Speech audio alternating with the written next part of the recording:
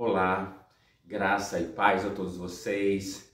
Que alegria, que privilégio estarmos juntos na Escola de Cristo e aprendermos lições maravilhosas. Que bom que você faz parte dessa nossa comunidade, muito obrigado. Mas para você que ainda não é inscrito, eu quero pedir que você se inscreva no nosso canal. Você que já é inscrito, você deve acionar o sininho, deve deixar o seu like, para que mais pessoas possam conhecer o nosso canal. Então, muito obrigado, que as bênçãos do Papai do Céu alcancem a sua vida e toda a sua família. E hoje nós vamos conversar sobre um assunto impactante. O que é a vida? O que é a sua vida? O que é a minha vida? Aí você pode ter argumentos dos filósofos de várias maneiras, mas nós precisamos conhecer o que é a vida no conceito bíblico. Nós precisamos entender o que é a vida no conceito bíblico. Por quê? Porque a vida, ela é muito, sabe, ela sai por entre os nossos dedos. A gente não tem o controle da nossa vida. As coisas mudam rápido, mas muito rápido. E eu quero dizer para você, já com relação a isso, eu tive ontem o desprazer de sepultar um tio muito querido, com apenas 67 anos, cheio de planos. Na última sexta-feira, hoje é segunda, na última sexta-feira ele me ligou: olha, meu filho, doutor Jair, meu sobrinho, na segunda-feira, que era hoje, eu vou estar na sua clínica porque eu preciso tratar de algumas dores que eu estou tendo. Por exemplo, era o ciático, a coluna, e ele estava planejando. Eu falei: não, tio, pode vir tranquilo que nós vamos ajudar o senhor. O que acontece? 24 horas depois, exatamente, ele sofreu um infarto fulminante e veio a falecer. E eu tive ontem o desprazer de estar sepultando meu tio. Que coisa terrível! O que é a vida?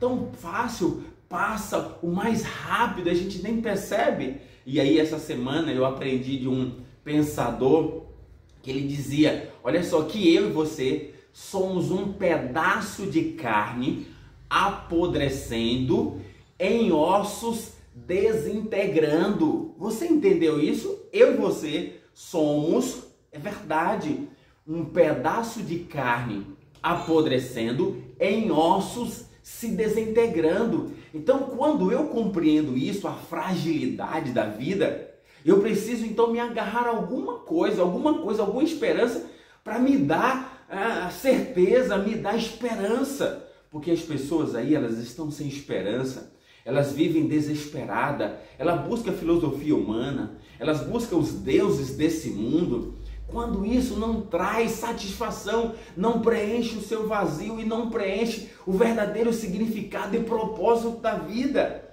Nós precisamos então voltarmos para aquele que realmente tem a solução. Então eu quero trazer para vocês alguns versos aqui para você entender o quanto a vida é frágil. Aqui, ó, vamos lá. Paulo falando em Romanos capítulo 6 e o verso 23, e o texto bíblico é bem interessante, diz assim: porque o salário do pecado é a morte. Pronto. Então eu e você precisamos entender que o salário, o pagamento que eu e você recebemos como resultado de sermos pecadores é a morte. Por quê? E agora, você pode pensar: mas eu não sou pecador. Isso é uma das piores mentiras. Todos nós somos pecadores. E aqui no capítulo 3, Paulo também, verso 23, em Romanos, ele diz assim, olha que texto interessante para nós entendermos, verso 23, pois todos pecaram e carecem da glória de Deus. Pronto. Então, o segredo aqui, o drama está montado. Eu e você, toda a humanidade é pecadora. Eu e você, todos nós somos pecadores. Todos pecaram, diz o texto bíblico, e destituídos estão da glória de Deus. Ou seja, o pecado nos afastou da força da vida que é Deus. Então nós estamos perdidos, desesperados. É verdade, a nossa natureza não tem. Aí, no Salmo 90, Moisés vai dizer que a nossa vida, ela vai aos 70. E se for muito saudável, cuidar muito, chega a 80. Depois disso, é enfado e canseira. A nossa vida é muito frágil. Você precisa começar a pensar. E nós vivemos uma ilusão achando que vamos viver sempre, que não vamos ter problema. Isso não é verdade.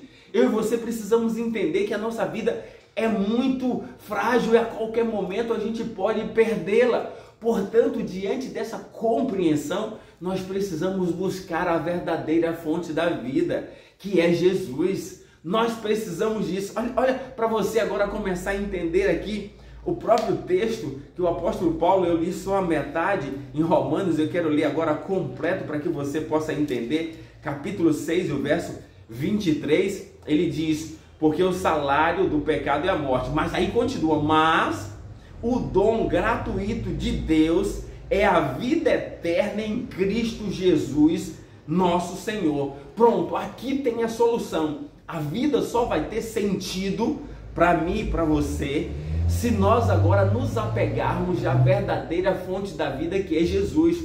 Porque naturalmente eu e você somos pecadores. O pecado faz parte da nossa vida. Nós morremos.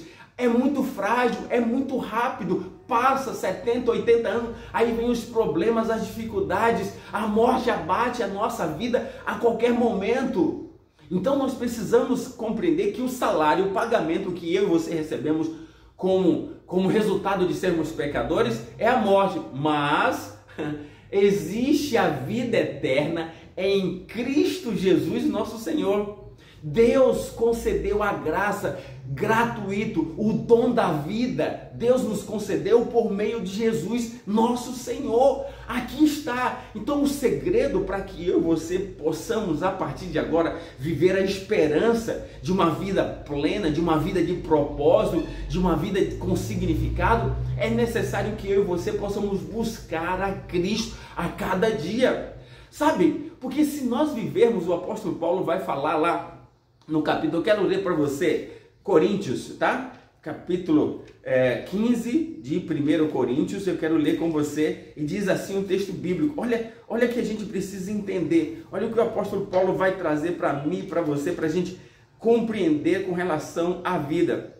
Ele diz assim no 15, verso 19, se a nossa esperança em Cristo se limita apenas a esta vida, somos os mais infelizes de todos os homens. Ou seja, se nós não tivermos a esperança da eternidade, se nós não voltarmos para Cristo, ter a certeza que em Cristo nós temos a certeza de uma vida eterna, da ressurreição que Ele propõe para nós, nós somos os mais infelizes. Ou seja, precisamos viver a esperança em Cristo para termos a certeza da vida eterna.